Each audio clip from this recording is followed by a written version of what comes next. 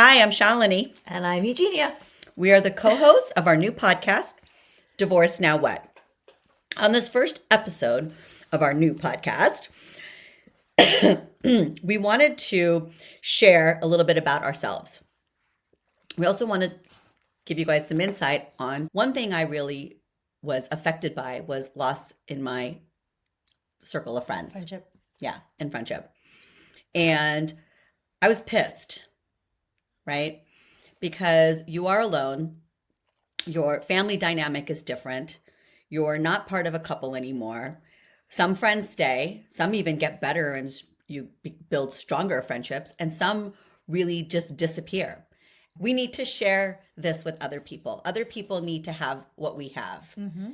And she's like, we should do a podcast.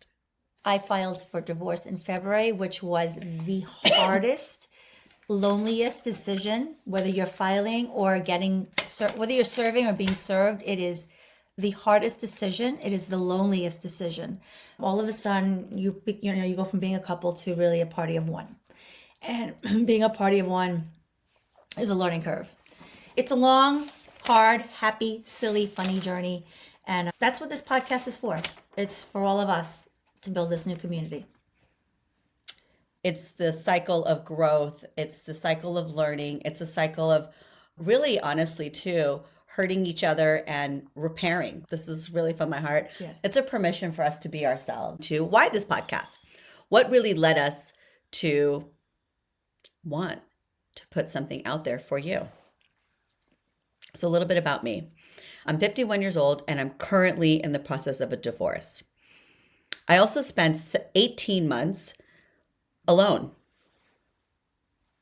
learning about myself, walking through some of the challenges that I was facing, feeling the pain and the sadness, the hurt, and even some anger along the way. There came a time actually when one of the things that happen because of a divorce is a loss. We lose lots of things. But one thing I really was affected by was loss in my circle of friends. Friendship. Yeah, in friendship. And I was pissed, right? Because you are alone. Your family dynamic is different. You're not part of a couple anymore. Some friends stay, some even get better and you build stronger friendships, and some really just disappear. And it's a process to feel that, not just accept it, but feel it. Mm-hmm. So I spent probably over a year working through that. And it happened around the summer of 2024 that somehow I realized that I was in acceptance of it. And the reason I recognize that is because I had this real strong desire to meet new people. I was like, I'm ready. I want to meet new people. I want to have new experiences. And the cool part is, I would say that's when you could say my heart opened up. I started ready to try new things and go new places. And I met Eugenia. So Eugenia and I were friends on Instagram. And I reached out to her on Instagram. And after a few times of trying to make plans, we finally connected. And honestly, I swear, from that time onwards, we were like, where the fuck have you been all my life? We just connected. We shared our stories. We were so happy to just realize that two people who actually live in the same town have different experiences. We're sharing something so similar, which were our feelings, and knowing and feeling alone and suddenly realizing we don't have to do this alone. So after a few weeks of us chatting and going out and spending time together and laughing, she actually just blurted out, we need to share this with other people. Other people need to have what we have. Mm-hmm. And she's like, we should do a podcast. And I don't even use the word should that often. No, you don't. But we should. But that was appropriate. We should do a podcast. Mm-hmm. And I was like, that's a fucking brilliant idea. And so here we are. So I'm going to take it from we need to share this because that's literally the beginning. That was the beginning. Those were the few words that started everything. And okay, my story. I am 54. I filed for divorce in February, which was the hardest, loneliest decision, whether you're filing or whether you're serving or being served. It is the hardest decision. It is the loneliest decision. With that, with filing for divorce, I also had to shut down a boutique, and which I absolutely loved, and I survived, and I made it for 4 years. And along the way, I have these 3 beautiful children that I have to nurture at the same time and be there for them. So I'm coming up on a year on this process, and it's a journey, and I'm learning it. And with all of that being said, with filing and feeling alone and children and the store closing, friendships do change.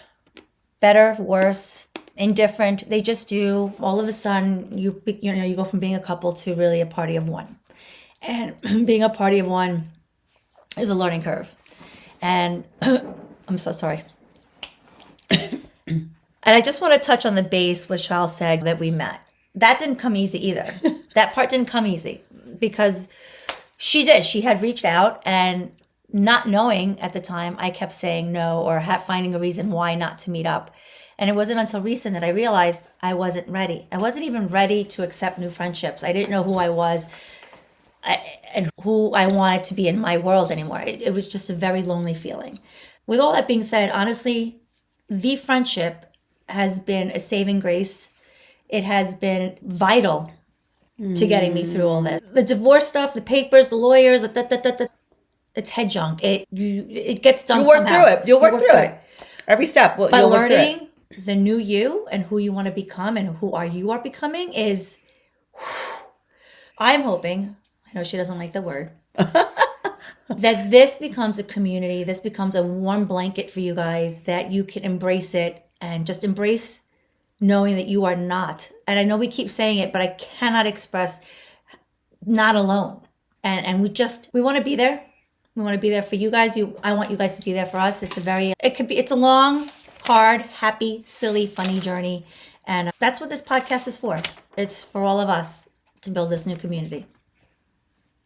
Yeah, I love it. So really at the end of the day, we discovered in our friendship and really in that initial meeting that we had felt alone for so long, and we just discovered that we weren't alone. And we look different, and our stories are a little bit different, as you'll get to know us a little bit more through the podcast. Mm-hmm.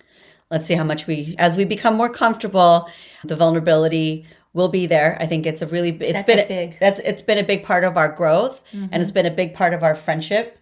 We've triggered each other, we've hurt each other's feelings, and we're learning together to work through them. What's really cool on the other side of that, it's pretty cool that we're still friends and we're still stronger and more honest.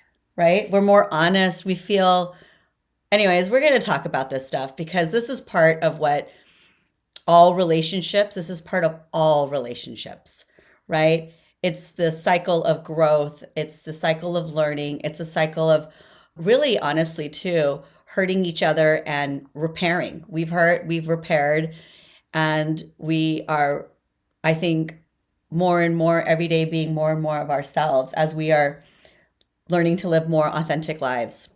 So that being said, I'm going to close it out today on our very first episode, just getting to know us. Just a little bleep, just a little boop of who we are. Getting to know us and why we're here. Yeah.